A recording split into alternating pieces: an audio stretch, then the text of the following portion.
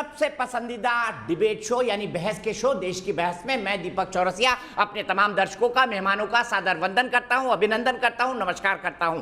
आप जानते हैं देश की बहस इकलौता बहस का शो है जो देश में दर्शकों की राय के आधार पर चलता है। दर्शक ही तय करते हैं किस मुद्दे पर बहस होगी और दर्शक ही इसकी दशा और दिशा निर्धारित करते हैं, क्योंकि देश के कोने कोने से कई दर्शक हमारे साथ जुड़ते हैं। आज हमारे साथ आशु रस्तोगी मेरठ से जुड़ेंगे, आज हमारे साथ डॉक्टर AK श्रीवास्तव कानपुर से जुड़ेंगे, मेरे साथ डॉक्टर ज्ञानेंद्र प्रकाश नोएडा से जुड़ेंगे और मेरे साथ राखी शर्मा इंदौर से जुड़ेंगी।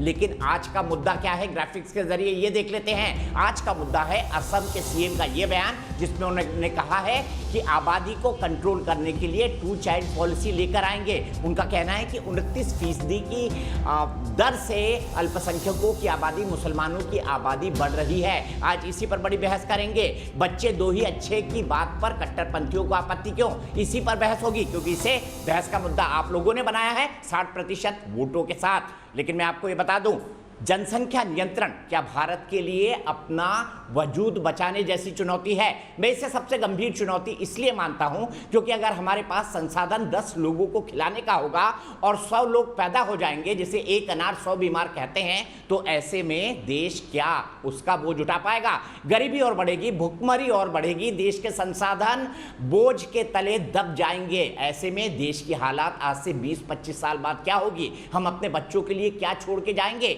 एक अनियंत्रित जनसंख्या, यह सबसे बड़ा सवाल है जिस पर इस वक्त सुप्रीम कोर्ट और सरकारें मंथन कर रही हैं। असम के मुख्यमंत्री हेमंत बिश्व शर्मा कह रहे हैं कि वो इसके लिए जल्द ही मुस्लिम इंटेलेक्चुअल से बात करेंगे। आपको पता है जुलाई के अंदर हेमंत बिश्व शर्मा इस तरह की बातचीत को शुरू करेंगे।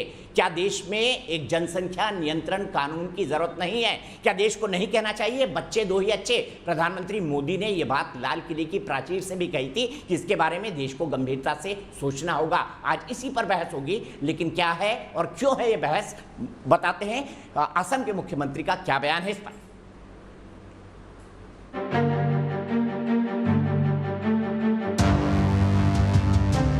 कितने बच्चे पैदा होंगे, क्या होगा, ये सब कुछ है, ये कुदरत का निजाम है। मुसलमानों में नहीं बढ़ रही इतनी आबादी। देश में जनसंख्या विस्फोट नासूर होता जा रहा है, लेकिन कट्टरपंथियों को बढ़ती जनसंख्या में कुछ भी गलत नहीं दिख रहा।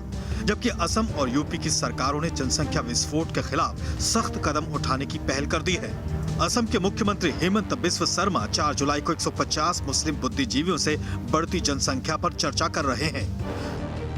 I am meeting lot of Muslim intellectual in the month of July and I am sure that they are going to support state government policy.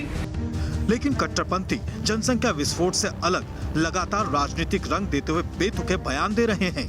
कितने बच्चे पैदा होंगे, क्या होगा, ये सब कुछ है, ये कुदरत का निजाम है। और हमें कोई अपनी जाती तौर पर कोई इसमें रुकावट डालने का कुदरती तौर पर कोई हक हासिल नहीं है। आबादी सबसे ज्यादा जो बढ़ रही है वो दलितों से, वो आदिवासियों के यहाँ बढ़ रही है। मुसलमानों में नहीं बढ़ रही इतनी आबादी। जनसंख्या वृद्धि पर सुप्रीम कोर्ट में एक PIL आर्टिकल 32 के तहत डाली गई है, जिसमें देश की 50% समस्या का कारण जनसंख्या विस्फोट को बताया गया है। अगर अपराध रोकना है, बेरोजगारी रोकना है और समस्याएं खत्म करनी है तो सबसे पहले जनसंख्या नियंत्रण कानून। लेकिन विपक्ष राज्यों के 2 चाइल्ड पॉलिसी के विचारों पर सवाल खड़े कर रहा है।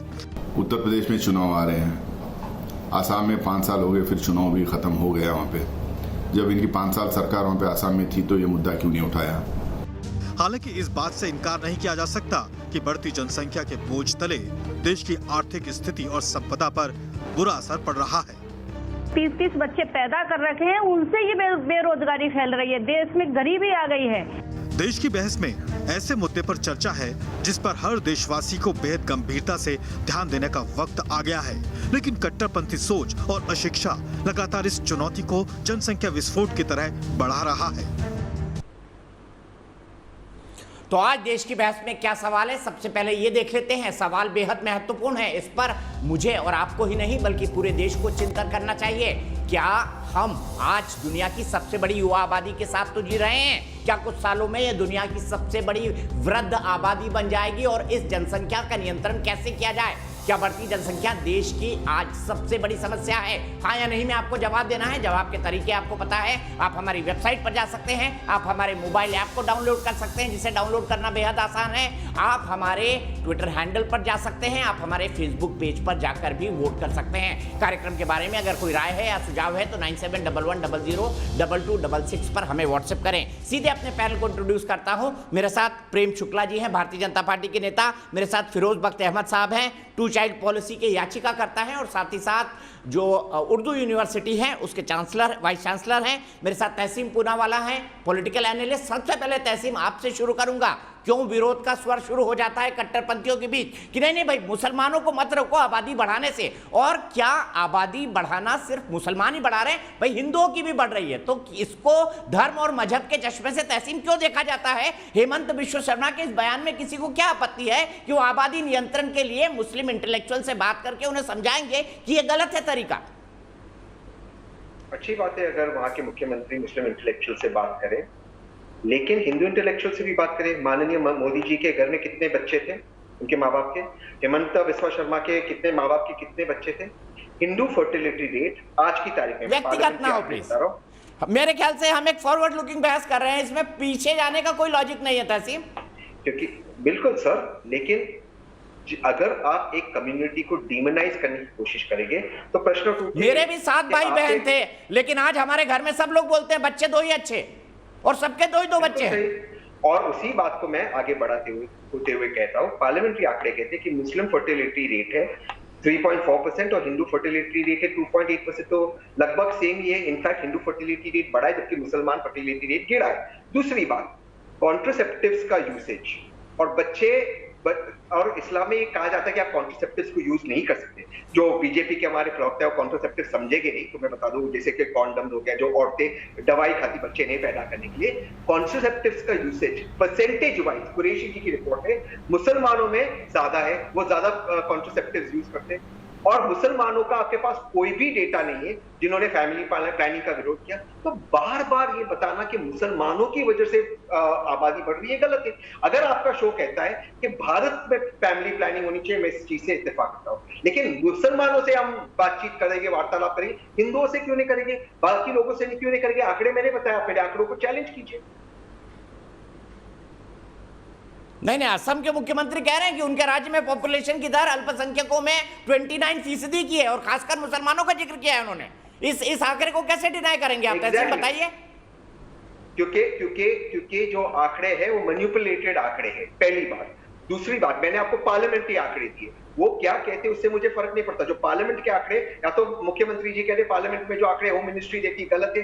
तीसरी बात, हमारा जो हमारा सेंसस किया गया 2011 को, उसको रिलीज कर दीजिए। सब दूध का दूध पानी का पानी हो जाएगा। वो क्यों रिलीज नहीं कर रहे? क्योंकि वो जानते हैं उसमें सत्य क्या है। जैसे मैंने आपको बताया, मैंने पार्लियामेंट्री आंकड़े दिए। मुख्यमंत्री जी अपने मुंह से मन की बात क्या करते, उससे कोई मतलब नहीं, मुझे काम की बात से मतलब है। और मैं दोबारा से कहूंगा, जिनके खुद के घर पे 8-8, 9-9 बच्चे, वो दूसरों को हिदायत ना दे, ये अच्छी बात है। ठीक है, प्रेम शुक्ला जी के पास जाता हूं। प्रेम शुक्ला जी, क्या ये ऐसी बात है जिस पर तहसीन पूनावाला को आपत्ति करनी चाहिए? देखिए, उनको आपत्ति करने का लोकतांत्रिक अधिकार है। वो ट्रिपल तलाक पर भी कुछ समय तक जो है विरोध करते रहे, बाद में समर्थन में आ गए। विविध मुद्दों पर उनको अपना राय रखने का अधिकार है, मैं उनके राय रखने के अधिकार का आदर करता हूँ। लेकिन इस राय को भी समझना होगा कि इस देश में जनसंख्या के नियंत्रण को लेकर 1950 के दशक से ही नीतियों का निर्माण होता रहा है। 1950 के दशक में हमारे यहाँ फर्टिलिटी रेट जो है वो 5% से अधिक था, जो हम 3% से नीचे लाने में कामयाब हुए। तो हमारी जनसंख्या नियंत्रण की विविध कालों में विविध नीतियाँ रही हैं। अब हमको ऐसा लगता है कि हमारे पास, हम पूरी दुनिया में जो फैक्ट है वो एकदम 16.5% पूरी दुनिया की आबादी हमारे यहाँ है, और हमारे पास 2.5% प्राकृतिक संसाधन है पूरी दुनिया का। अब उसके लिए हम सम्यक तौर पर पोषण करने का सामर्थ्य, लगातार अनियंत्रित आबादी बढ़ी तो नहीं हो पाएगा। ऐसी स्थिति में यदि कोई जनसंख्या नियंत्रण के संबंध में कानून बनाना चाहे तो यह राज्य का अधिकार है। राज्य विमर्श करके उसमें कानून बनाना चाह रहा है तो जिसको विरोध करना हो कर ले, लेकिन उसकी एक हमारे यहाँ वैधानिक संवैधानिक प्रक्रिया है। उस संवैधानिक प्रक्रिया के तहत कानून बनाया जाएगा और उसको लागू किया जाएगा, क्योंकि हम लोकतंत्र और संविधान में विश्वास रखते हैं। हम लोकतंत्र और संविधान में समाज का कल्याणकारी, जिस कल्याणकारी स्टेट, ये हमारा दायित्व है, तो हम पूरे राष्ट्र का, राज्य का कल्याण करना हमारा दायित्व है, उसका निर्वाह करेंगे। अब कोई उसमें जो है अराजकतावादी, कोलाहलवादी, लोकतंत्र को शोरतंत्र बनाना चाहे तो ये शोर मचाना उसका अधिकार है। शेष वो वैधानिक और लोकतांत्रिक ढंग से उसको रोकने में कामयाब हो सके तो रोक लेगा, उसमें कुछ संशोधन वो करवा पाएगा तो उसका भी हमारे यहाँ लोकतांत्रिक संवैधानिक प्रणाली है, वो संशोधन कर लेंगे। इसमें इतना जो है मुझे लगता है लोकतंत्र और संवैधानिक व्यवस्था के इतर बहस करने की गुंजाइश बहुत विशेष नहीं है। जवाब दे दो। ठीक है, मैं सीधे अपने दर्शक आशु रस्तोगी के पास मेरठ चलूंगा और तहसीन में उसके बाद काउंटर कमेंट के लिए आपके पास आऊंगा। फिरोज बख्त अहमद साहब हैं जो 2 चाइल्ड पॉलिसी के याचिका करता है, उनका भी कमेंट लेना इसलिए महत्वपूर्ण है क्योंकि उन्होंने इस संबंध में एक पिटीशन लगाई है। लेकिन आशु जी, क्या जनसंख्या नियंत्रण करने के लिए एक राष्ट्रव्यापी कानून बनना चाहिए? बहुत जरूरी है जी, बहुत जरूरी है। आज के देश की आबादी को देखते हुए कानून बनना बहुत जरूरी है, वरना हम लोग बहुत पीछे होते चले जाएंगे। और कानून जब तक नहीं बनेगा इस आबादी की जनसंख्या पर रोक नहीं लग सकती। बिल्कुल सही कहा। इसे रोक लगाने के लिए कानून। और आशु जी, आपको क्या लगता है, क्या हम इतने लोगों को खिला पाएंगे जितने लोग हमारे देश में नए लोग प्रवेश कर रहे हैं? क्या हमारे पास उतना सामर्थ्य होगा? नहीं चौरसिया जी, बिल्कुल नहीं खिला पाएंगे। जो हालात इस समय देश के होते हैं आबादी के कारण, इस महामारी फैलने के कारण जो हालात हो गए हैं, उसे रोकने के लिए और उसको आगे भविष्य को, बच्चों की भविष्य को देखते हुए आबादी पे कानून तो बनाना ही पड़ेगा। ये बहुत जरूरी है। और आगे अगर इस पे अब भी रोक नहीं लगाई गई तो हम लोग इतने पीछे होते चले जाएंगे। मैं सीधे चलता हूं, आप ही की बात को लेकर फिरोज बख्त अहमद साहब के पास चलता हूं। फिरोज बख्त अहमद साहब, जैसे ही आबादी के कानून वाली बात होती है, कुछ लोग इसको राजनीतिक चश्मे से देख लेते हैं। ऐसे ही लोग मेरे साथ शो में भी जुड़े हुए हैं, तहसीन भी कमोबेश उसी तरह की राय रख रहे हैं। आपको क्यों लगता है कि बच्चे दो ही अच्छे की पॉलिसी होनी चाहिए?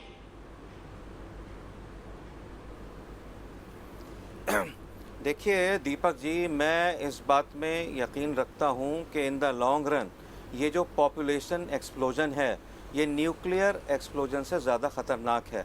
और हिंदुस्तान में हम ये देख रहे हैं आने वाले दिनों में क्या होगा। पानी की कमी, बड़े शब्द का इस्तेमाल किया है आपने, हॉस्पिटल्स की कमी, खाने की कमी, हवा की कमी, हर चीज़ की कमी है। और आपने शुरू में बिल्कुल सही कहा था दीपक चौरसिया जी कि 1 अनार 100 बीमार वाली हालत हो चुकी है। तो इसमें कहीं ना कहीं तो कुछ रोकना होगा। देखिए, हिंदुस्तान के अंदर पूरी दुनिया की तकरीबन 20-25% जो आबादी है पूरी दुनिया में, हिंदुस्तान में उसकी 20-25% आबादी है। ठीक है, अगर मान लीजिए आप मान लीजिए 700 करोड़ हैं पूरी दुनिया में। अच्छा, इसमें भी 135 करोड़ में बता दूं मैं एक चीज़ जो कि आपको शायद मालूम होगा, आंकड़े बता रहे थे तहसीन पूनावाला, उन आंकड़ों पर भी मैं 1 सेकंड जाऊँगा, मुझे वक्त दीजिएगा।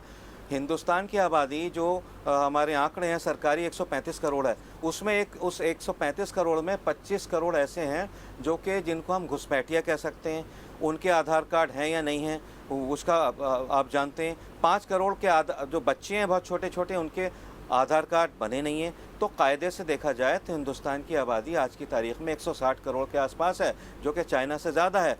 तो इसमें तो देखिए हमें कंट्रोल करना पड़ेगा। और मैं टू द पॉइंट में आता हूँ, मैंने तहसीन साहब को सुना, वो कह रहे थे कि भाई फ़लाँ पार्लियामेंट की रिपोर्ट है, उसमें मुस्लिम आबादी के जो आंकड़े हैं वो 3.4 हैं, गैर मुस्लिम जो आबादी है 2.4 है, ज़्यादा नहीं है। देखिए, इसको हिंदू मुस्लिम के ऐनक से ना देखें।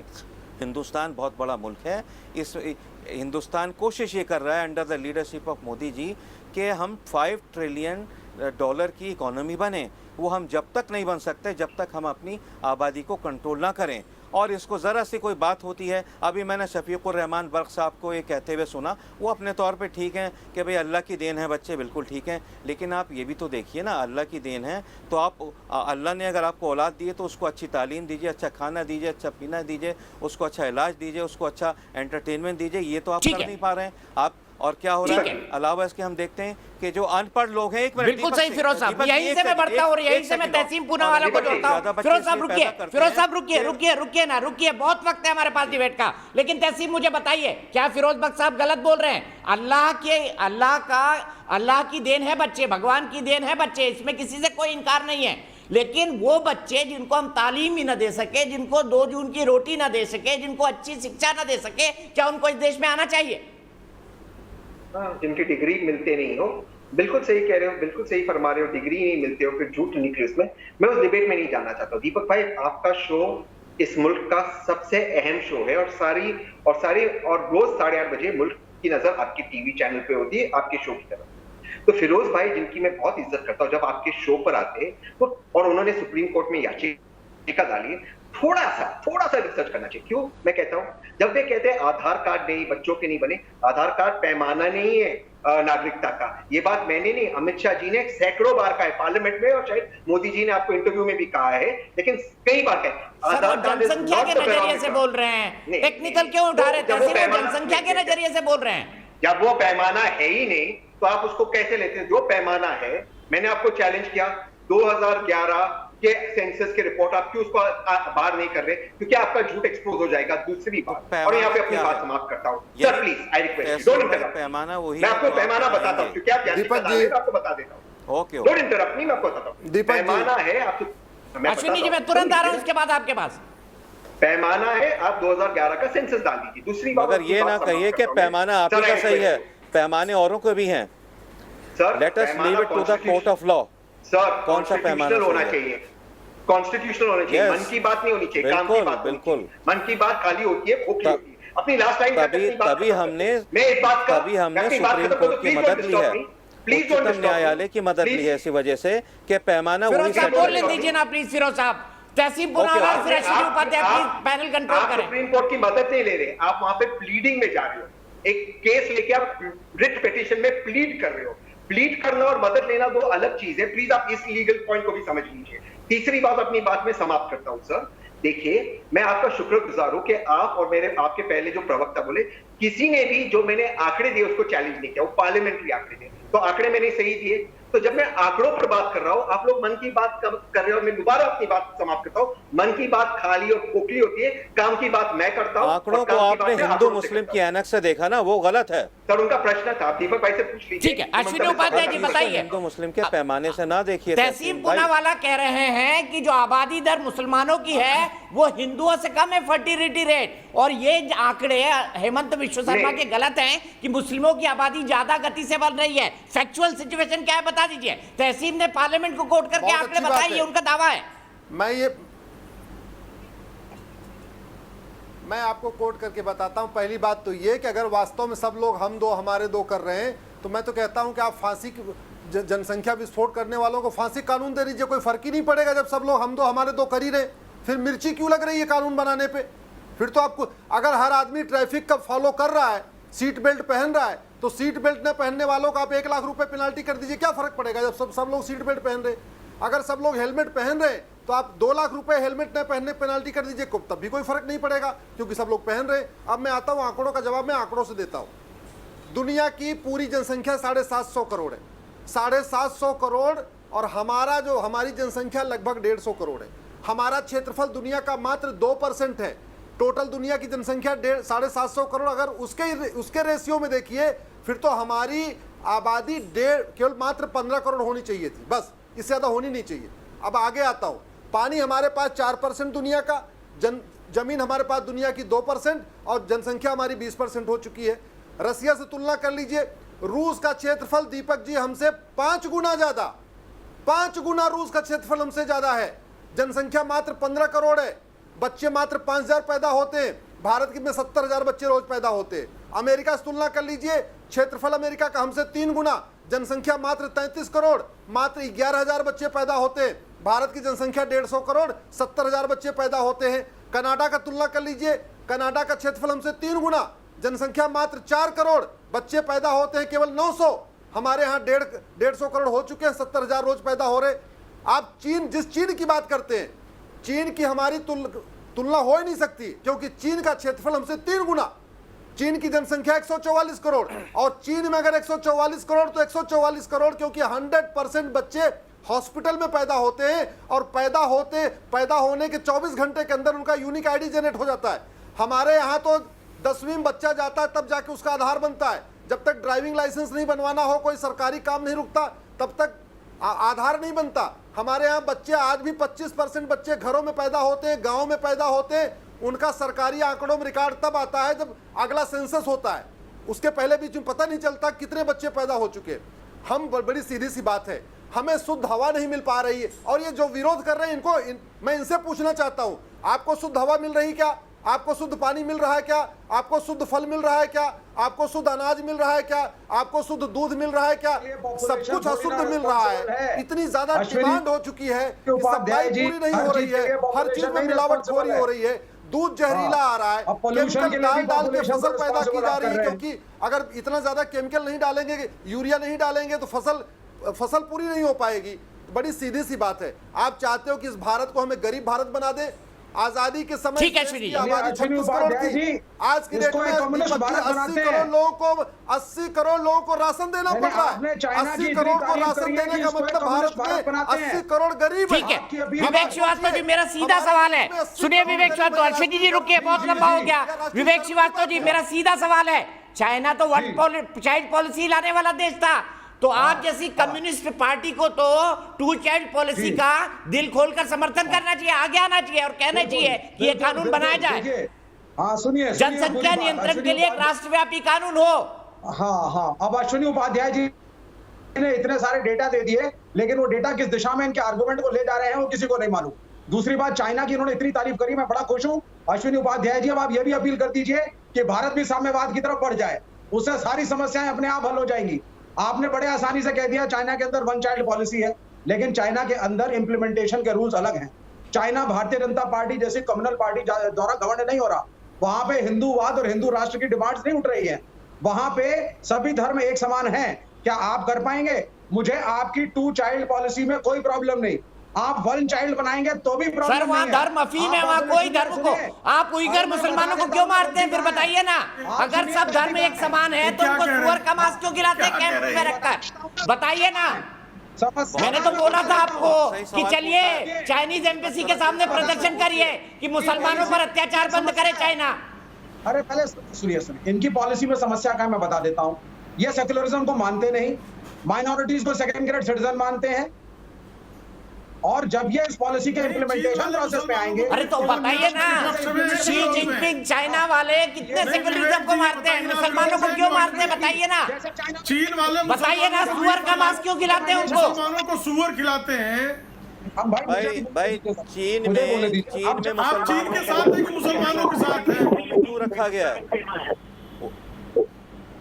किसके साथ है विवेक जी? एजुकेशन आपको पहले भारतीय मुसलमानों के साथ कि चीन के साथ? देश एजुकेटेड नहीं, नागरिक एजुकेटेड नहीं होंगे। विवेक श्रीवास्तव वर्सेस प्रेम शुक्ला, लाइए दोनों सामने सामने जवाब दीजिए। विवेक श्रीवास्तव जी, कैसा सेक्युलर मुल्क है चाइना जो मुसलमानों पर अत्याचार करता है? वहां पर भाई मस्जिदें तोड़ दी जाए, मस्जिदें वहां तोड़ी जाए, यूपी के अंदर रोजे पर प्रतिबंध वहां लगाया जाए, मस्जिद माइनॉरिटीज के सुअर का मांस मुसलमानों को वहां खिलाया जाए, और माइनॉरिटी पे अत्याचार भारत में। क्या भाई विवेक, क्या पैमाना है आपका? आप तो अविवेक की पराकाष्ठा कर रहे हैं। ये शोर मत मचाइए, आप विमर्श कीजिए, बहस कीजिए, लॉजिक की बात कीजिए, शोर मत मचाइए ना। बताइए, विवेक जी आज आपका कनेक्शन बहुत खराब है, आपका ऑडियो ठीक से नहीं आ रहा है। मुसलमानों को सुअर की मांस खिलाता है, चीन मुसलमानों को सुअर की मांस खिलाता है। चीन की इस नीति पर आपकी राय क्या है?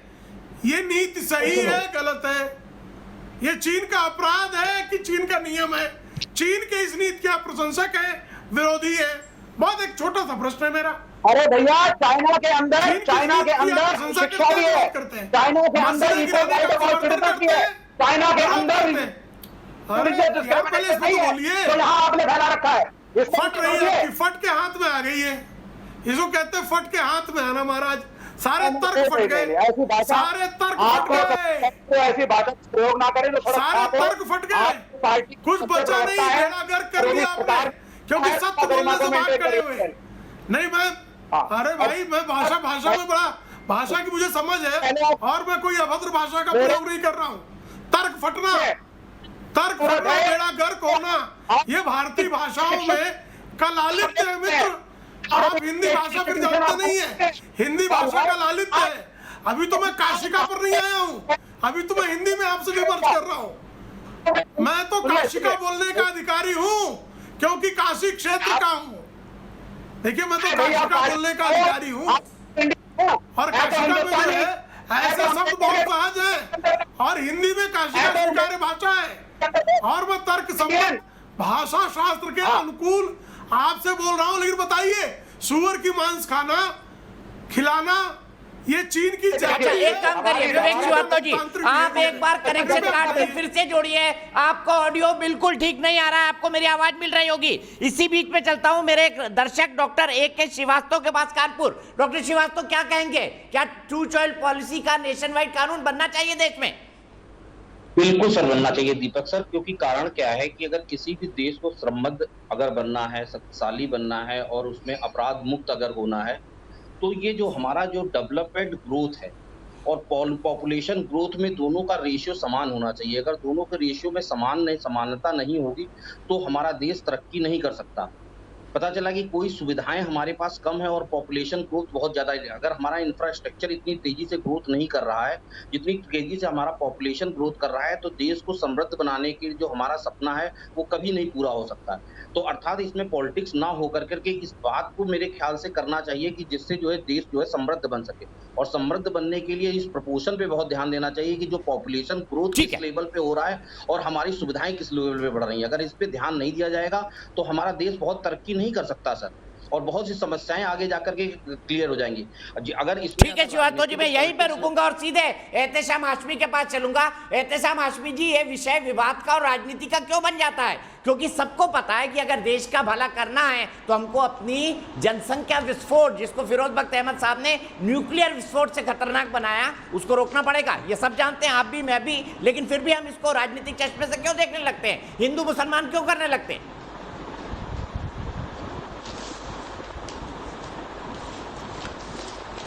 दीपक भाई साहब, देखिए, आपने सही कहा कि एक देश को अगर विकास की तरफ लेके जाना है तो उसके लिए सबसे पहले तो हमें अपना प्रधानमंत्री चेंज करना होगा, क्योंकि प्रधानमंत्री जी नरेंद्र मोदी जी जब प्रधानमंत्री बने तब उन्होंने ये नहीं कहा कि भारत की पॉपुलेशन बहुत बढ़ रही है इसलिए मैं विकास नहीं कर पाऊंगा। तब उन्होंने मंदिर, मस्जिद, मुस्लिम, हिंदू का मुद्दा बना के चुनाव जीता। और दूसरी चीज, अरे गजब बात है दीपक भाई साहब, सुनने की तो हिम्मत रखिए। आप अपना डंका बजाइए मोदी जी का, पर दूसरे को भी तो सुनिए, आपने उसको इनवाइट किया है। बोलिए बोलिए बोलिए। 30 करोड़ मुझे पूरी हिम्मत है, 30 करोड़ मुसलमान है यहाँ पे, पूरी हिम्मत है। आपको इक्वालिटी की अगर बात करनी है, मैं कह रहा हूँ टू चाइल्ड पॉलिसी का हम लोग सपोर्ट करते हैं। मतलब आप मान रहे हैं कि पॉपुलेशन 161 करोड़ है हमारी, आप मान रहे हैं पॉपुलेशन 161 करोड़ है, हमने चाइना को पीछे छोड़ दिया, आप मान रहे हैं समाज में? आपने खुद देखा 130 करोड़ हिंदू और 31 करोड़ मुसलमान। मैं मान रहा हूं दीपक भाई साहब, तो क्या आप दो बच्चों का कानून क्या नेता मंत्री पे लागू होगा? दीपक भाई साहब बताइए। बीजेपी के भी यहाँ पे कार्यकर्ता बैठे हुए हैं, आप भी बैठे हुए हैं दीपक भाई साहब। बहुत सारे राज्य जैसे जहां पंचायत चुनाव में एक कानून लागू है कि आप सरपंच पंच नहीं बन सकते अगर आपके 2 से ज्यादा बच्चे हैं। आपको पता होना चाहिए, आप सुप्रीम कोर्ट के वकील हैं। पंचायती राज कानून में राजीव गांधी ने प्रावधान जुड़वाया था कि अगर आपके 2 से ज्यादा बच्चे हैं तो कई पदों पर आप नहीं बैठ सकते, सरकारी नौकरियां नहीं ले सकते। प्रधानमंत्री जी के कितने भाई बहन है? योगी जी के कितने भाई बहन है बताइए आप। योगी जी के कितने भाई बहन है? योगी जी के कितने भाई बहन है बताइए आप। और प्रधानमंत्री जी के कितने भाई बहन है आप बताइए। कितने भाई बहन है, कितने सिबलिंग्स हैं? आप जवाब दीजिए ना इस बात का। आप एक सेट नैरेटिव चलाएंगे दीपक भाई साहब। ठीक है, मैंने इसका जवाब तहसीम पूनावाला को दिया था 12 बजे से। तो 2 बच्चों की पॉलिसी भी आज रात से लागू करके पूरे हिंदुस्तान को बताइए कि मोदी जी हिंदुस्तान की पॉपुलेशन रोकने के समर्थक हैं, इसलिए टू चाइल्ड की पॉलिसी आज रात 12 बजे से लागू हो जाएगी। और जितने भी लोग हैं जिनके 2 से ज्यादा बच्चे हैं उनको प्रधानमंत्री पद से, मुख्यमंत्री पद से और बाकी मंत्री पद से इस्तीफा देना होगा। दीपक भाई साहब, आप में कहने की हिम्मत है? अरे मोदी जी के तो अपने बच्चे है ही नहीं सर, भाई बहन उनका अपराध नहीं हो सकते। सीधे चलता हूँ प्रेम शुक्ला जी के पास। प्रेम शुक्ला जी बताइए, एहतेशाम हाशमी जी को इतना दर्द क्यों हो रहा है? मैंने सुना था मर्द को दर्द नहीं होता। और बच्चों में फर्क होता है, सिबलिंग भाई बहन को बोला जाता है। देखिए नहीं, आप सुप्रीम कोर्ट के लॉयर हैं, दीपक भाई साहब, मर्दानगी टेस्ट करने की मशीन ले ली कि आपने तो पहले संघ और आरएसएस की करिए। क्लाइंट की दशा समझ सकते हैं आप कि एहतेशाम हाशमी साहब के तर्कों को सुनकर जो है ठीक है प्रेम शुक्ला जी, आप जैसे लोग मुझे अफोर्ड नहीं कर सकते सर।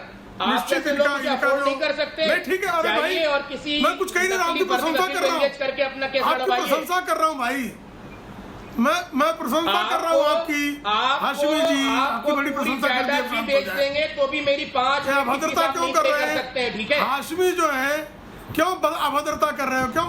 अभी आपका ज्ञान सबको समझ में आ गया भाई, आप जोहला काउंसिल के सदर होने की हैसियत में हो, आप जोहला काउंसिल के सदर होने आपका ज्ञान की कहाँ हैसियत वाले व्यक्ति से पढ़े हो? आप बताओ, आप कौन से विश्वविद्यालय से पढ़े हो? मार्कशीट की कॉपी दिखा दो, आप अपनी मार्कशीट की कॉपी दिखा दो, मैं मान जाऊंगा आप बहुत पढ़े लिखे, कितने परसेंटेज आपके थे क्लास 10वीं में, 12वीं में, ग्रेजुएशन में?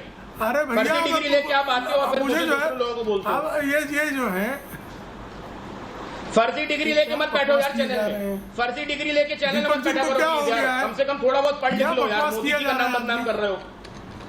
ये बकवास एहतेशाम आसिफी जी प्लीज इतना व्यक्तिगत ना होइए, थोड़ा तर्कों पर बात करिए, तत्यों पर बात करिए। प्रेम शुक्ला जी देश के शीर्षस्थ पत्रकारों में एक रहे। अभद्रता करने मुझे भी आता है, तथ्यों पे दीपक भाई साहब, यहाँ हम डिग्री और देखने और सर्टिफिकेट बांटने के लिए नहीं बैठे और ना किसी को सर्टिफिकेट देने का अधिकार है। तथ्यों पर आइए एहतेशाम आसिफी जी, तथ्यों पर आइए, तथ्यों पर आइए। प्रेम शुक्ला जी आपका मौका। प्राणियों को उत्तर देना मुझे आता है।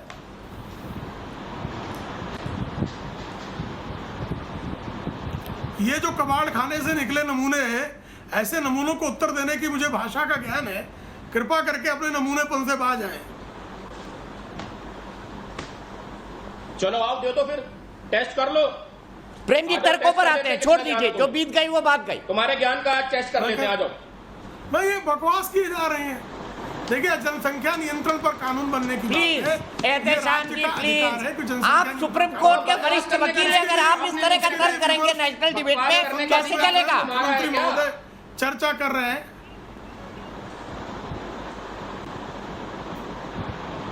ये क्या बकवास किए जा रहे हैं?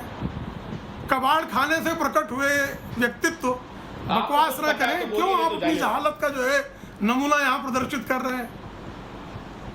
ठीक है प्लीज, दोनों मूल मुद्दे पर वापस आते हैं, मूल मुद्दे पर वापस आते हैं। सीधे फिरोज बख्त अहमद के पास चलते हैं। फिरोज साहब अपने मुंह धो के आए। फिरोज साहब जो आपको लगता है कि ये न्यूक्लियर विस्फोट से भी ज्यादा खतरनाक है, वापस आते हैं प्लीज, मुद्दे पर वापस आते हैं। व्यक्तिगत ना हो, आप दोनों मेरे लिए सम्मानित है। प्लीज एहतेशाम जी आपको ज्यादा कंट्रोल करने की जरूरत है। मैं सीधे चलूंगा फिरोज भाई के पास। खाने पे ज्ञान देने की कोई जरूरत नहीं है। और अनुराग भदौरिया जी भी जुड़ गए हमारे साथ।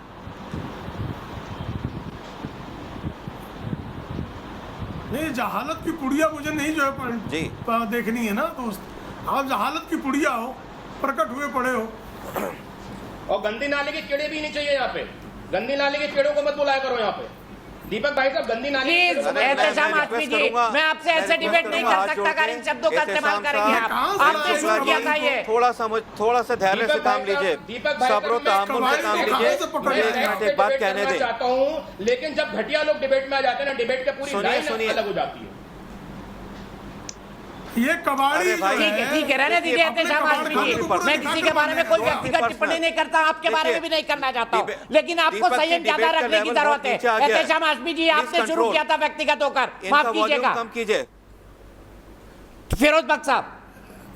ऐसे नंगों के कपड़े उतारने में जी हाँ, हम लोग को समय नहीं लगता। कहना चाहता हूँ, एक सेकंड। प्रेम जी, प्रेम शुक्ला जी, आप भी मेरे भाई हैं, एहतेशाम भी मेरे भाई हैं, आप दोनों बहुत काबिल लोग हैं। Let us not actually get personal. मैं सिर्फ एक बात कहना चाहता हूँ, हमें गोल पोस्ट चेंज करने की कोई ज़रूरत नहीं है। ये जो डिबेट है ना ये मोदी जी के ऊपर है, ना ये लालू जी के ऊपर है, ना किसी और के ऊपर है, ये पूरे हिंदुस्तानियों के ऊपर है। इसमें मैं भी इसका हिस्सा हूँ, प्रेम शुक्ला भी इसका हिस्सा है, दीपक भाई भी इसका हिस्सा है, हम सब इसका हिस्सा हैं। हम लोग हिंदुस्तान से प्यार करते हैं और हम ये चाहते हैं कि हमारा हिंदुस्तान $5 ट्रिलियन इकोनॉमी बने, जैसा कि हमारे प्रधानमंत्री मोदी जी चाहते हैं। और ये बन सकता है। हम लोग चीन से आगे जा सकते हैं तरक्की में, अमेरिका से आगे जा सकते हैं, बावजूद इसके कि हमारे पास जो लैंड है अमेरिका के मुकाबले 1/3 है, हमारे पास पॉपुलेशन बहुत ज़्यादा है। इसी पॉपुलेशन को हम मान लीजिए अगर ये पॉपुलेशन बाउंसर है, तो अगर हम सब मिल के, तहसीन भाई, हम शुक्ला भाई और हमारे एहतेशाम साहब दीपक साहब, हम सब एक प्लेटफॉर्म पे आ जाएं कि हिंदुस्तान को हमें पॉपुलेशन का जो एक्सप्लोजन है इसको कंट्रोल करके वर्ल्ड लीडर बनाना है, विश्व गुरु बनाना है। हम कर सकते हैं। अब यही अफसोस है, आज़ादी के बाद से हम हमेशा लड़ते चले आए, तू फला ज़ात का है, तू फला मज़हब का है। देखिए, वक्त की अहम तरीन ज़रूरत यह है, सिर्फ 2% लैंड है हमारे पास कंपेयर टू अमेरिका का जो इतना बड़ा है। तो कोशिश हमें इस बात की करनी चाहिए, हिंदू मुस्लिम पचड़े में ना पड़े, किसके कितने औलाद हैं ये ना पड़े। एक बात दीपक जी बहुत अहम मैं कहना चाहता हूँ, आपका प्रोग्राम चार दांगे आलम में पूरे विश्व में देखा जाता है, अमेरिका से ऑस्ट्रेलिया और ऑस्ट्रेलिया से पाकिस्तान और पाकिस्तान से दुबई, पूरी दुनिया में देखा जाता है, मलेशिया में देखा जाता है, हिंदुस्तानी सारी दुनिया में देखते हैं इसको। मैं एक बात क्लियर कर दूँ, अगर ये हम याचिका डालते जो हमने डाली हुई है कि हमारे दो जो कि कांग्रेस के दौर में भी था, मिसेस इंदिरा गांधी ने भी कहा था और मोदी जी भी यही कहते हैं, उनकी बात को आगे बढ़ाते हैं मोदी जी मिसेस गांधी की, कि एक घर में 2 बच्चे सबसे अच्छे, इसमें क्या बुराई है। एक बात मैं क्लियर करना चाहता हूँ, वो ये है कि अगर आपके पहले 10 बच्चे हैं, 12 बच्चे हैं, 8 बच्चे हैं, जितने भी हैं, उनका कोई रेट्रीब्यूशन नहीं है। जिसके जो बच्चे हो गए, अल्लाह उनको महफूज रखे, संभाल के रखे। लेकिन आगे हिंदुस्तान को मेहनत करनी होगी और 20-25 साल ये कानून जब चलेगा तब हिंदुस्तान की पॉपुलेशन कंट्रोल में आएगी। और अगर ये पॉपुलेशन कंट्रोल में आ गई तो हिंदुस्तान, चाहे वो अमेरिका है, चाहे वो फ्रांस है, चाहे वो बरतानिया, जर्मनी है, ऑस्ट्रेलिया है, सबको पीछे छोड़ देगा। हमें अब करना ये है, हम सबको मिलके, बजाय इसके इस बहस को हम गोल्ड पोस्ट चेंज ना करें, इसमें हम मुद्दे को चेंज ना करें। Let us not be personal. मुझे बहुत अफसोस हुआ जब एहतेशाम साहब ने मोदी जी का कमेंट दिया। अश्विनी जी, मैं आपके पास आऊं, उससे पहले अनुराग भदौरिया जी मुझे बताइए, आप इसको राजनीतिक चश्मे से क्यों देखने लगते हैं? आपको क्यों लगता है कि मुसलमानों के कारण ये 2 चाइल्ड पॉलिसी ले आई जा रही है? चूंकि चुनाव आ रहा है इसलिए यूपी में लॉ कमीशन 2 चाइल्ड पॉलिसी की बात कर रहा है, इसमें राजनीति क्यों दिखाई देती है अनुराग जी? देखिए, सवाल ये है कि हमने तो कहा नहीं कि मुसलमानों के कारण लाई जा रही है। दिक्कत ये है कि खुद से ही लोग अपने आप ही अपनी बात को सेट कर लेते। हमने तो अभी बोला ही नहीं। हमने क्या बोला? हमने बोला, जैसे अभी हमारे साथी कह रहे थे, ये सच है कि देश में पॉपुलेशन बहुत ज्यादा बढ़ रही है और इस पे एक नेशनल पॉलिसी भी सरकार को लेके आनी चाहिए। वो सरकार क्यों नहीं लेके आ रही है? सरकार को तो 7 साल हो गए और 4.5 साल उत्तर प्रदेश की सरकार को है। जब सरकार बनी थी और सरकार जब चुनाव लड़ रही थी 2017 में, तो यही हल्ला मचा रही थी। सरकार बनने के बाद 1 साल बाद भी हल्ला मचा है, फिर उसको ठंडे बस्ते में डाल दिया। तो सरकार, मेरा कहने का मतलब है कि सरकार हर चीज चुनाव के वक्त पे क्यों लेके आती है? चुनाव के पहले भी तो कर सकते थे ना। आपको रोका किसने था? एक बात। दूसरी बात, और कोई आपको रोक भी नहीं रहा है, आप माहौल ज्यादा बना रहे हो। अरे भाई, चुनाव तो सारे साल चलते हैं। हिंदुस्तान बहुत बड़ा मुल्क है, सबसे बड़ी डेमोक्रेसी है, सबसे बड़ा यहाँ पे सिस्टम है। अरे भाई, मैं आपसे कुछ कह नहीं रहा हूँ, चुनाव तो 12 मासी है। आपको फिरोज भाई बोलने दीजिए उनको, प्लीज। फिरोज भाई बोलने दीजिए, अनुराग जी कंक्लूड करिए। हिंदू मुस्लिम करना चाहते हैं आप इस सरकार के? अरे भाई, कौन जाहिल आदमी है ये भाई? बीच में टोक रहा, टीवी मेरे सामने नहीं है। जाहिल व्यक्ति कौन है जो बीच में टोक रहा है? चुनाव करते हैं आप, हिंदू ये जाहिल कौन है? ऐसा कोई चक्कर नहीं है। अरे जाहिल व्यक्ति कौन है जो बीच में टोक रहा है? टीवी नहीं है मेरे सामने। कांग्रेस पार्टी शब्दों पर संयम रखिए प्लीज। बात करिए। अरे तो जाहिल को चुप कराओ, बीच में टाई टाई कर रहा है ये। 24th amendment. अबे जाहिल चुप हो जा, कौन है ये? टीवी मेरे सामने नहीं है, बीच में टोक रहा है ये। प्लीज अनुराग भाई, फिरोज जी बीच में ना। ठीक है, मैं दोनों को रोक रहा हूँ। मैं सीधे चल रहा हूँ अश्विनी उपाध्याय के पास। अश्विनी उपाध्याय जी, क्या चुनाव के चलते आपने याचिका लगाई है? कब से लड़ रहे हैं आप इस बात को सुप्रीम कोर्ट में लेके? फिर गोपाल अग्रवाल जी और विवेक श्रीवास्तव जी। दीपक जी, पिछले 20 साल से इस जनसंख्या नियंत्रण की मुहिम पे लगा हुआ हूं। कम से कम 500 सांसदों को संविधान की कॉपी बांट चुका हूं अपने पैसे से खरीद के, क्योंकि पहले हमारे सांसदों को पता ही नहीं था कि हमारे संविधान में जनसंख्या नियंत्रण का प्रावधान है। इसके चक्कर में अपने पैसे से संविधान की कॉपी खरीद के बांटता रहा। पिछले 5 साल से मैं कोर्ट में लड़ रहा हूं। आज से नहीं लड़ रहा हूं, 5 साल से कोर्ट में लड़ रहा हूं। और जिनको लगता है तो आपको बता दूं, ट्रिपल तलाक का पहला पिटिशनर मैं ही था। पॉलीगैमी सबसे पहले मैंने ही चैलेंज किया है। हलाला भी सबसे पहले मैंने ही चैलेंज किया है। यूनिफॉर्म सिविल कोड भी सबसे पहले मैंने ही PIL फाइल किया है। और जनसंख्या नियंत्रण की पहली PIL मेरी है। तो इसको आप इलेक्शन से मत जोड़ें। जब दिमाग में कोई बात आती है तब PIL फाइल होती है, तब चर्चा शुरू होती है। विषय यह है, जब हमारा संविधान कहता है इस भारत में जनसंख्या नियंत्रण होना चाहिए, और संविधान के कॉन्करेंट लिस्ट में है दीपक जी, समवर्ती सूची का मतलब केंद्र भी कानून बना सकता है, राज्य भी कानून बना सकता है। अब समय आ गया है, क्योंकि जनसंख्या विस्फोट समस्या राष्ट्रीय समस्या है। जब तक सरकार 2 करोड़ घर बनाएगी तब तक 10 करोड़ बेघर पैदा हो जाएंगे। जब तक 2 करोड़ लोगों को रोजगार देगी 10 करोड़ बेरोजगार और पैदा हो जाएंगे। 70,000 बच्चे रोज पैदा हो रहे हैं, हर साल 2.5 करोड़ बच्चे पैदा हो रहे हैं, 2 करोड़ विवेक जी सर सुन लीजिए, कंक्लूड कर रहे हैं, उसके बाद मैं आप ही के पास आ रहा हूं, फिर गोपाल जी के पास। नहीं इम्प्लीमेंटेशन पे भी थोड़ा सा ये रोशनी डाल दें। आपको बता जो तथ्य दे रहे हैं विवेक श्रीवास्तव जी, उसमें कोई बात गलत नहीं है, तथ्यों को तथ्यों के साथ काटिए ना। क्या भारत का संविधान जनसंख्या नियंत्रण की बात करता है या नहीं, ये बता दीजिए। ये कहानियां, ये स्टैटिस्टिक्स। हेलो, आई थिंक मेरा ऑडियो चला गया। अरे भैया सुन लो प्लीज, सुन लो। संविधान बोलिए बोलिए विवेक की आवाज आ रही है आपकी। जी भारत का अच्छा संविधान सुनिए, मानते हो, सुप्रीम अश्विनी जी मेरी बात को जरा ध्यान से सुनिए। आप सारे फैक्ट्स दे डालिए, कनाडा में हुआ, अमेरिका में हुआ, इंग्लैंड में हुआ, चाइना तो बहुत ही अच्छा देश है आपके हिसाब से, शुक्रिया। साम्यवाद भारत में आना चाहिए, आप जो मर्जी कह लीजिए। मेरा प्रश्न अलग है, मैं भी आपकी तरह इस पॉलिसी में विश्वास करता हूं, पॉपुलेशन कंट्रोल होना चाहिए। इम्प्लीमेंटेशन इस देश में एक बड़ी समस्या है 2 कारणों से। पहला कारण, इस देश में अशिक्षा है। लोग शायद आपकी पॉलिसी को नहीं समझेंगे, तो क्या आप सजेस्ट करते हैं कि गांव गंवार इन लोगों के बीच में जाकर के जिनके पास शिक्षा नहीं, आप फोर्सिबली करेंगे फैमिली प्लानिंग? दूसरी चीज, इसके अंदर हमें यह भी शक लगता है कि यह सरकार जो हमारे संविधान के बजाय एक हिंदू राष्ट्र का सपना देखती है, जिसकी बातें बार बार करती है, यह इस टूल का इस्तेमाल अशिक्षित मुस्लिम आबादियों में जाकर के एक्सप्लॉयटेशन के रूप में करेगी।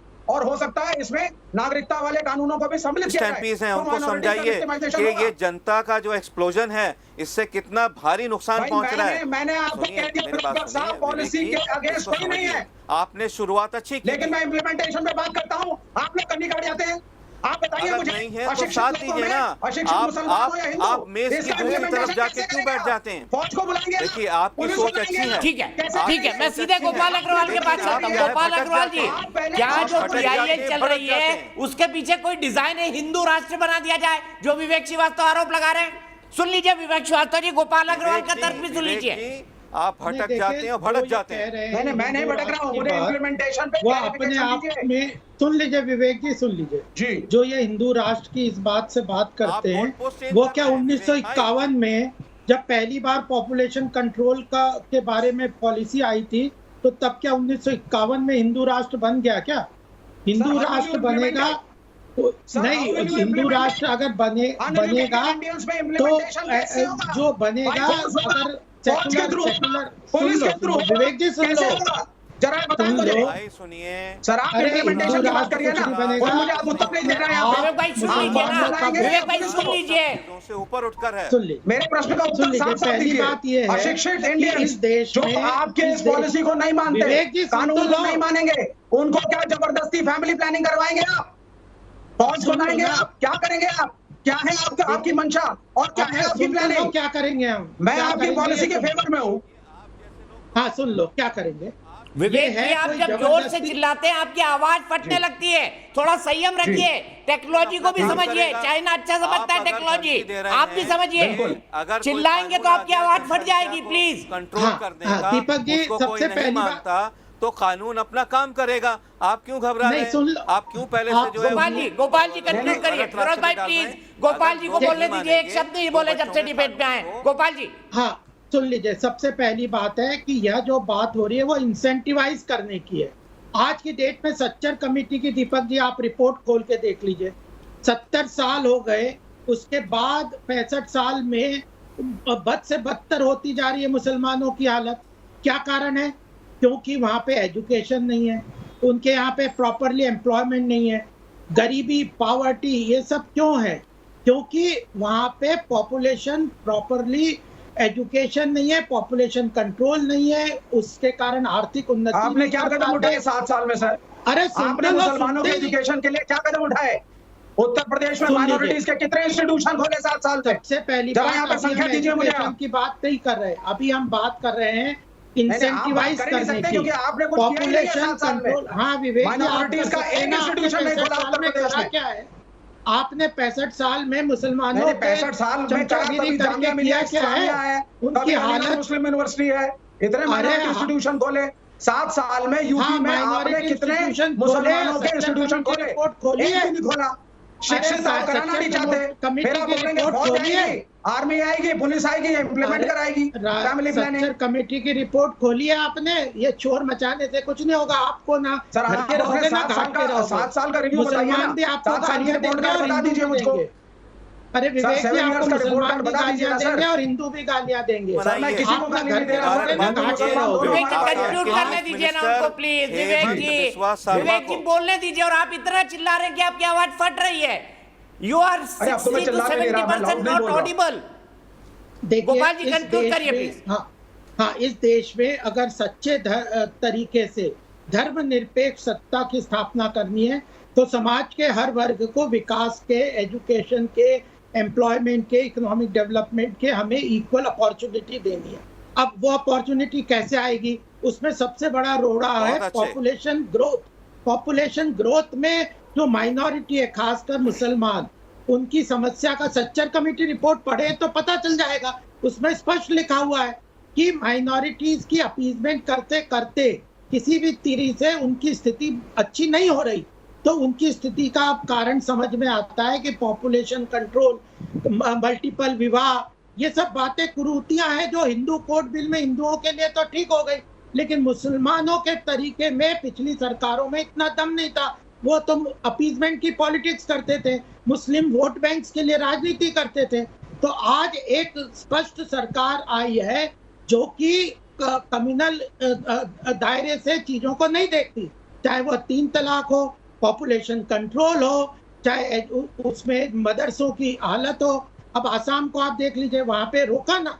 तो इस देश में धर्मनिरपेक्ष सरकार चलेगी या कम्युनल पॉलिटिक्स चलेगी, यह बात इस बात से स्पष्ट आज सामने विवेक जी को कर देनी चाहिए। अगर धर्मनिरपेक्षता से ठीक है विवेक जी, आप मेरी बात का जवाब दीजिए। मेरी बात का जवाब दीजिए। मेरी बात का जवाब दीजिए। अगर 2 चाइल्ड पॉलिसी का मतलब ये नहीं है कि अगर 2 से 3 बच्चे हो गए तो उसको जेल में डाल दिया। आप इंसेंटिवाइज करिए ना कि अगर आपके 2 से ज्यादा बच्चे होंगे तो पंचायती राज के कानून के तहत कई राज्य ऐसे हैं जहां पंचायत में सरपंच नहीं बन सकते, जहां पर आप एमएलए नहीं बन सकते, सरकारी नौकरियां नहीं ले सकते। इंसेंटिवाइज करिए, बुराई क्या है इसमें? नहीं, और आपको क्या नहीं लगता? बिल्कुल लॉजिकल सोचिएगा कि पॉपुलेशन कंट्रोल न्यूक्लियर विस्फोट से भी ज्यादा खतरनाक है। आप सुने, इस देश के अंदर इतनी अशिक्षा है कि आपके इंसेंटिव काम नहीं आने वाले। ये पॉलिसी अच्छी है, अरे नहीं आने वाले तो देख लिया जाएगा। सुन लीजिए पहले गोपाल जी, मैं आपकी प्रशंसा नहीं, गलत, बिल्कुल गलत। पॉलिसी को लेकिन आपकी आप जैसे लोग भटका रहे हैं जनता को। आपने बहुत गलत बात कही है। आपने बहुत गलत बात कही है। नहीं होगा, ऐसा नहीं है, लोग मानते हैं। हो गया, इनकम टैक्स फेल हो गया, सरकार की पीएलआई फेल हो गई। ठीक है, हम लोग नहीं मानते, गलत कह रहे हैं आप। और कुछ नहीं। ये जो बात है, अगर आप इंसेंटिव करके किसी काम को नहीं कर सकते तो फिर तो डंडे के जोर से, तो आप क्या कह रहे हैं? डंडे के जोर से कंट्रोल करना चाहिए। दीपक जी से पूछ लीजिए, क्या मार मार के कंट्रोल करना चाहिए? आपको कह रहा हूँ, पहले ये बता दो विवेक जी, पहले ये प्रश्न का जवाब। विवेक जी औरों की भी सुन लिया करो। विवेक जी थोड़ा सब्र तहम्मुल से काम लो। विवेक जी थोड़ा धैर्य से काम लो। अच्छा, सब एक दूसरे पर बोल रहे हैं, प्लीज रुकिए। मेरे एक दर्शक डॉक्टर ज्ञानेंद्र प्रकाश नोएडा से जुड़ गए हैं। डॉक्टर साहब क्या सोचते हैं इस बारे में? होना चाहिए राष्ट्रव्यापी कानून या नहीं? जी बिल्कुल होना चाहिए। और ये जो बहस आज आपने इस विषय पर ली है न्यूज नेशन ने, और दीपक जी, इसके लिए आपको हार्दिक अभिनंदन है। और देखिए, इसमें धर्म को या किसी समुदाय विशेष की बात ना करके सभी लोगों को ये समझना चाहिए कि ये तो देश के विकास के लिए बहुत जरूरी है। अगर ये नहीं किया गया तो देश के हालात ना शिक्षा में, ना चिकित्सा में, ना यातायात में, कानून व्यवस्था में, देश की सुरक्षा के लिए ये बढ़ती हुई जनसंख्या खतरा पैदा होती जा रही है। तो इनको अगर हमें रोकना है तो ये मजहब, ये समुदाय की बातों को इनको छोड़ करके सभी लोगों को इस पर विचार करना चाहिए। और इस निर्णय का जो भी राज्य सरकार या केंद्र सरकार भी अगर इसको लाए तो उसका स्वागत करना चाहिए। इसमें विवाद में नहीं पड़ना चाहिए, क्योंकि अगर जिस बात को कह रहे हैं तो ये बात तो इंदिरा गांधी जी बहुत पहले भी कर चुकी थी कि सबको उन्होंने जनसंख्या नियंत्रण करने के लिए वो फैमिली प्लानिंग बहुत स्ट्रांगली उसको इम्प्लीमेंट कराया था। तो इस पर जरूर ये होना चाहिए। ठीक है, बहुत बहुत शुक्रिया डॉक्टर ज्ञानानंद प्रकाश जी। मैं आपकी बात से 100% एग्री हूं। तीनों दर्शकों ने हमारे यहां कहा कि इसकी देश में बहुत सख्त जरूरत है। इसी पर आगे बहस शुरू होगी। सवाल यहां पर बड़ा होगा, क्या इसको सांप्रदायिक नजरिए से देखा जाना चाहिए, और जो देख रहे हैं क्या वो गलत करें? ब्रेक के बाद